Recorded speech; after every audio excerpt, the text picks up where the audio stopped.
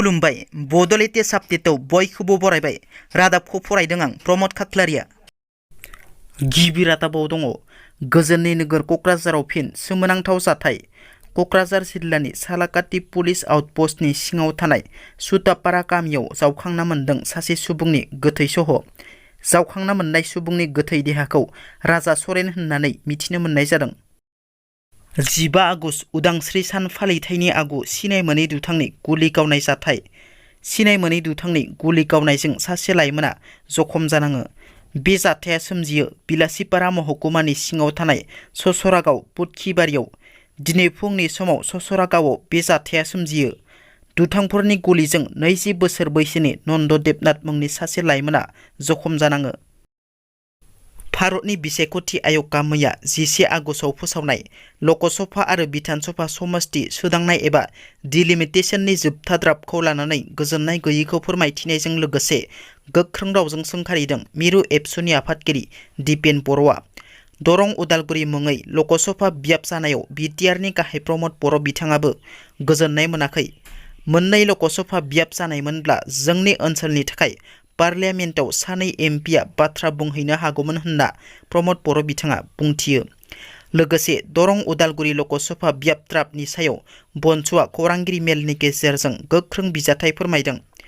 बर' हारिया राजखान्थि बिथिङाव 30 बोसोर उन। मेगन गोसा असमियाफोरनि खैसाराव बर'नि राजखान्थि, रांखान्थि, समाजखान्थि गासिबो गोमालांनो हमदों। बिसायख'थि आय'गआ एन्टि ट्राइबेल महरै खामानि मावदों होनना बनजित मन्जिल बसुमतारी बिथाङा खौरांगिरि मेलनि गेजेरजों गोख्रों बुंथियो। लखिमपुराव लाभ जिहादनि जाथाय। लाभ जिहादनि बोलि जानांदों सासे हिन्दु आइजोआ। बिसि फिसा गोनांखा सासे मुस्लिम हौवाया गावखौ हिन्दुनि सिनायथि होना लांखारना दा बिसिनि सायाव देहायारि हाराहास्ति खालामदों लंपट फिसाया। मोसौ बेदर जायैनि थाखाय बिसिखौ गाज्रियै बुयो। बे जाथाया लखिमपुर नोगोरनि हात्ती नं 2 नं रावनापुरनि 2020 मायथाइयावनो हात्ती नं 2 नं रावनापुरनि साथाम फिसानि बिफा गुलजार आहमेद मुंनि लंपटआ गावखौ हिन्दुनि नंखाय सिनायथि होनानै लांखारदोंमोन लखिमपुरनिनो सासे सिख्लाखौ। आरो दायो गुलजार आहमेदआ बे हिन्दु आइजोखौ बुबाय थायो आरो गिबि बिसि आरो बिखुनजोआ लोगो नांनानै अत्याचार खालामबाय थायो होनना भुगिनांनाय हिन्दु आइजोनि अजद। बलिउडनि गोजाम फावखुंग्रि राजखान्थिगिरि जया प्रदाखौ 6 दान जोबथेसालिनि साजा फोसावबाय।